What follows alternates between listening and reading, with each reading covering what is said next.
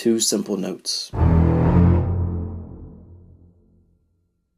And audiences from around the world, without even seeing the threat, already know the danger that lurks beneath the sea.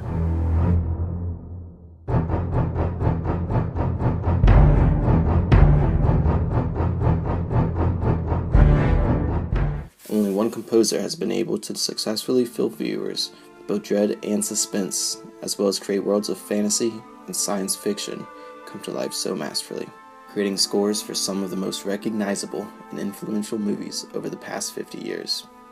This video will go into the work of Williams and examine the role and impact of his film music.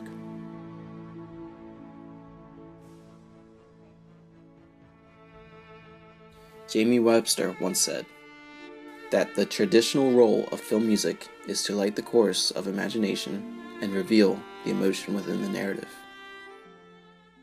In the film E.T., a young boy named Elliot encounters an alien who crash lands near his home. The boy eventually bonds with the creature, and it soon finds its place among the family. This all comes to a halt when the government arrive and seize the gentle alien, crushing Elliot. Listen. I can't feel anything anymore. You've gone someplace else now.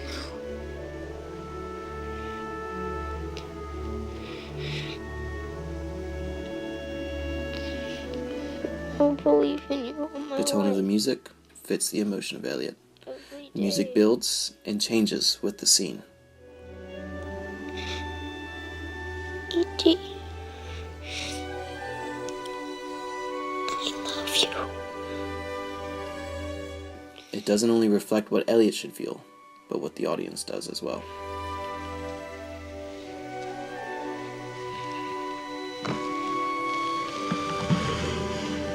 It builds until the tone changes, almost seamlessly.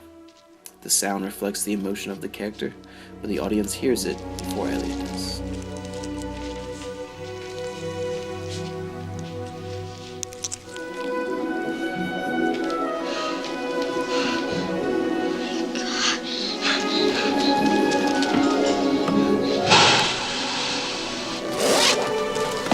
E.T. phone home. Unique to Williams, the music he produces becomes these instant classics that not only play with the feeling of the scene, but they remind the audience that everything will be okay once heard. When the viewer hears this, he or she can believe in anything. In an interview with John Williams, he once said, "Composing for fantasy is a gift. The composer no longer has to deal with the restrictions, which he would probably have with a more realistic picture. Music can make the audience believe what they see. Only music can make fantasy reality." Not only in one scene do we have a track that accompanies and emphasizes the sorrow of a young boy, but grows into a theme that instantly brings the viewer relief and repose. We don't need to ask why the boys are flying or how the aliens come to life. Coyle once wrote that attention to music and sound does not attempt to displace the visual, but rather to highlight the equally crucial role that sound plays in our experience of films. This quote cannot be any more true when looking at Williams' work for Jurassic Park. Much like in E.T., the audience goes through exactly what the characters of Jurassic Park experience, but on a much grander scale. The music builds slowly, and when both audience and character Alan Grant see the dinosaur, the music explodes. The sound evokes wonder and awe before it's even seen in the characters' faces.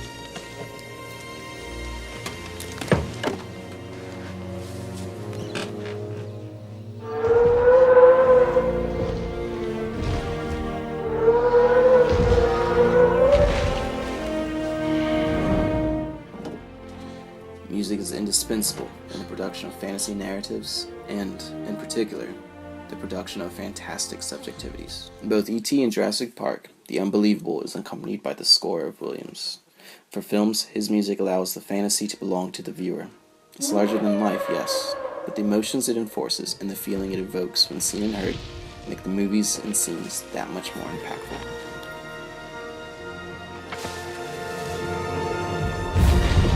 The impact of Williams' work is also one that people do not need to see the film, but hear the theme to immediately know which film it belongs to.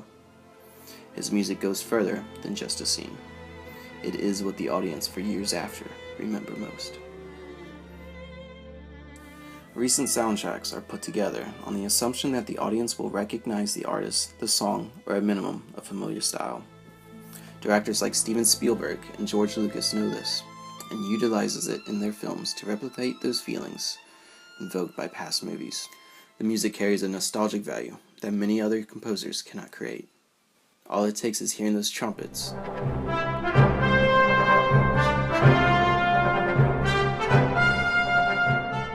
to know we, the audience, are going on another adventure with Indy. Or the soft piano to remember that magic still exists. Or what a galaxy far, far away sounds like. I've loved doing the Star Wars films with all the fanfares and flourish, and the galaxy far, far away, I actually feel like I'm still in it, that I've never really left it, you know. And likewise, with now generations of moviegoers, the audience enters that same world again and again just by hearing that score. John Williams' music goes way past just the surface. Of course, what we hear directly impacts the scene and allows us to feel and experience what happens to the character, but that can be said for many other scores in many other films. The greatest achievement of Williams and his role in films is that he creates all the wonder and fantasy that goes with each respective movie, but does so in a way that will never leave the viewer.